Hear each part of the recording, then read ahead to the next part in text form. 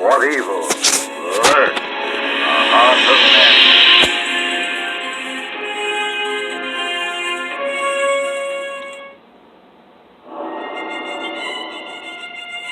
The Shadow's power and mystery increased with each new adventure, and soon ordinary criminals were no longer a match for his master of darkness. So, Walter Gibson invented a deadly new kind of foeman for the Shadow, the evil mastermind whose power and mystery rivaled the Shadow himself. Gibson called them super criminals.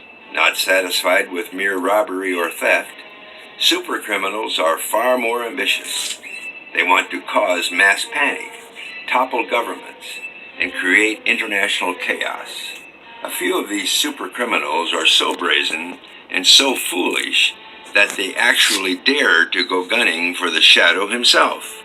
On the surface, the super criminals appear to strike for money or for power, but their real motivation lies within.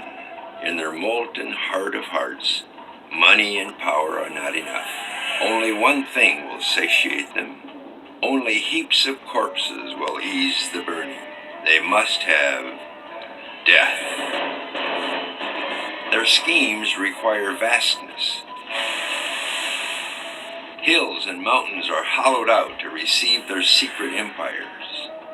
They plate vast caverns with steel. At the heart of the buried labyrinth, they nest luxuriously, protected by pitfalls,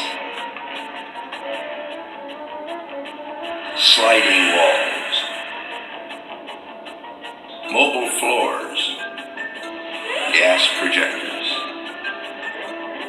and doom rays.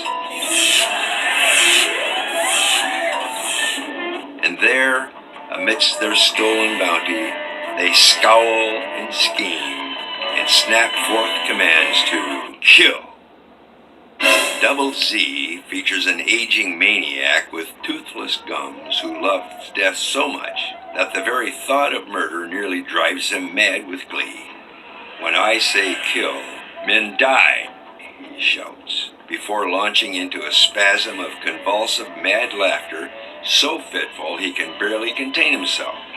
And when this madman regains his composure, he cheerfully orders murder after murder after murder.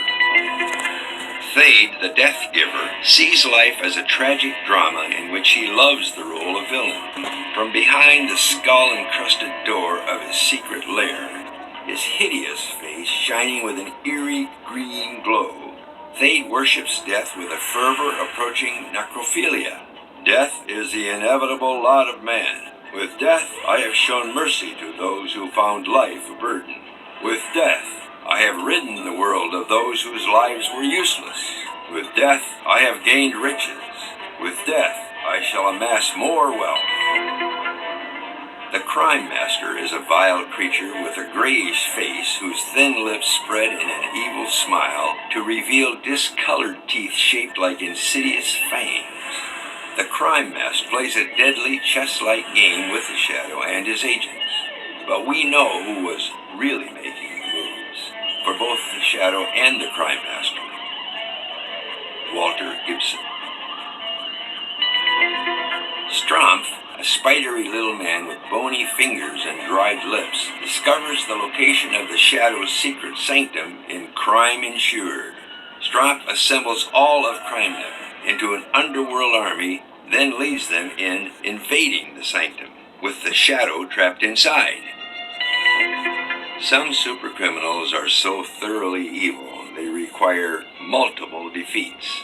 The Shadow fought the insidious Dr. Rodel Makino, also known as the Voodoo Master, 3 times.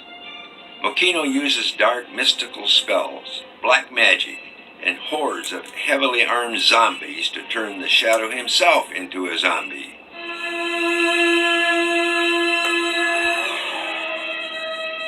In the 1980s, Jerome Rosen painted several recreations of some of his twin brother George's best Shadow covers. Here he is with his recreations of a Doc Savage cover and his brother's cover for The Voodoo Master. Mokino gave the Shadow a rough time, but the most fearsome super criminal of them all was the Shadow's arch enemy. Shiwan Khan, last descendant of Genghis Khan. Shiwan Khan, patterned after Fu Manchu, mixes arcane Oriental arts with Western science in a mad quest to attain the same modest goal of every good supercriminal: world domination. Khan menaced the Shadow 4 times. In The Golden Master, Shiwan Khan returns. The invincible Shiwan Khan. And his last pulp appearance, Masters of Death. Psychotic, costumed madmen raging against the world with a white-hot fury only death can satisfy. Were they safely confined to the movie serials and pages of the pulps? Or were they terrifyingly real? Zu wissen, dass diese Zukunft rechtlos uns gehört.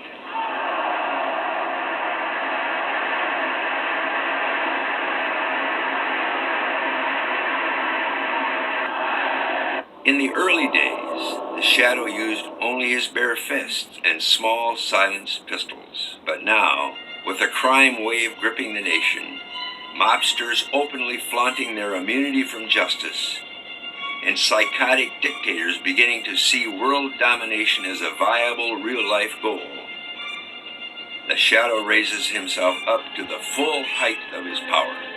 He becomes a frightening avenger who strikes without mercy and without warning. At the mere sight of him, criminals go cold and are reduced to babbling and stumbling. He fights fire with fire, not with fanciful gas guns or merciful stun pistols, but with a pair of lethal automatic weapons. As the Shadow stepped into the corridor outside the partition room, 6 men appeared from the other end of the passage. 2 husky cutthroats were leaping forward with flashing knives. Behind them were others armed with revolvers. Against such odds, only flight seemed feasible. But had the Shadow turned his back to flee, he would have become a target for 6 deadly weapons. Instead, he did the unexpected. Barely a dozen feet lay between him and the surging crew. 2 automatics were in the Shadow's hands. The pistols roared into the teeth of the attackers. The Shadow didn't go around executing super criminals.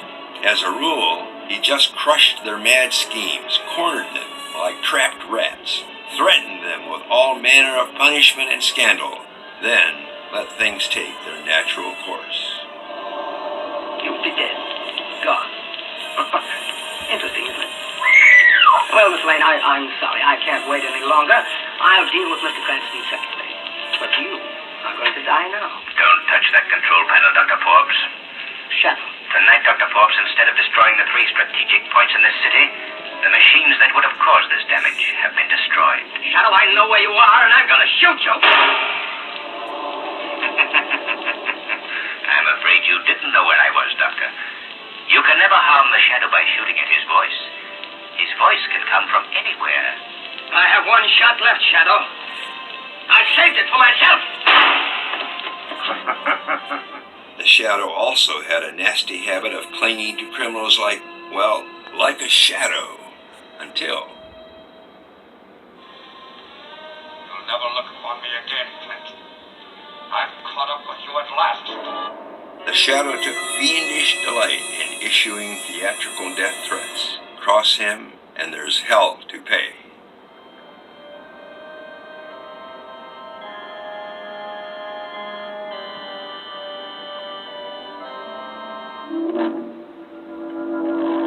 What's wrong with the cars? They tell me nothing. No figures come up, only numbers, numbers, numbers. Because your days are numbered, Getter. Who's there? This is the Shadow, Getter. I hear a voice from nowhere. Shadow is right here beside you. You will be too late. The last of the Stanfields must die tonight. The cards say so. But the Shadow says no.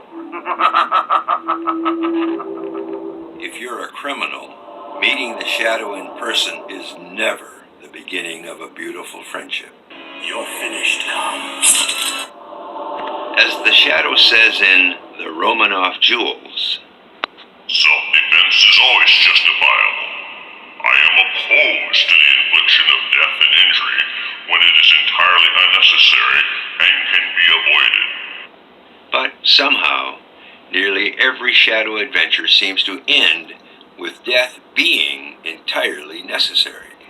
The shadow's justice may be dressed in a cloak of self-defense, but whatever rationalizations are offered, it soon becomes clear that one way or another, if you're planning to oppose the shadow, well, you'd better have your life insurance paid up. I'm right here, behind you. Who are you? What do you want? You, Kesey. I've come for you. Don't you touch me. Don't you come near me. Surely you're not afraid of death. And as the crimes grew ever bolder and more vile, so did the shadow's deadly wrath. You have defiled man's noblest profession. You have brought death with the skill meant to save life. You have struck like a human vampire in this great sanitarium, this sanctuary of the sick. And you are going to pay for it with death. This is the shadow at his most elemental. Not a man, but a dark angel of divine justice. They call me the Shadow. Shadow? Shadow? What shadow? Who's talking? Where are you hiding? I'm standing right next to you. I will you not to see me, and yet you hear me. Who are you? Who? To some I come as the voice of conscience. To some like you, the voice of justice. Dr. Willard, you are guilty of the greatest crime ever perpetrated against mankind. You thought to condemn the world to an eternity of darkness and suffering. You wanted an eternal life of pleasure, of evil. I want to die. To satisfy your selfishness, you tried to. You did break the laws of nature. And so you must be punished, Dr. Willard. A blessed new year that means new hope and happiness for the good and the innocent people of the world. For you, it will bring what God decreed for you. Death.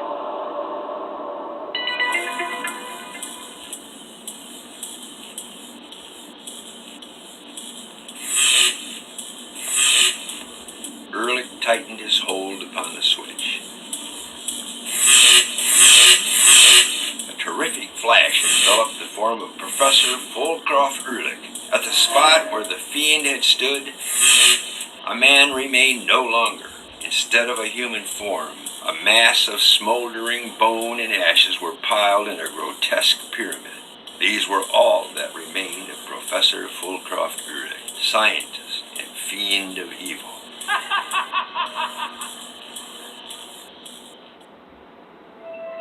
Artist Jim Steranko did dozens of beautiful pulp-style paintings for the covers of his shadow paperback reprint series. Steranko, author of The Steranko History of Comics, a friend of Walter Gibson's and a huge Shadow fan, once observed that the Shadow didn't believe in the death penalty. He was the death penalty. Don't miss our next spine-tingling chapter, The Shadow Club.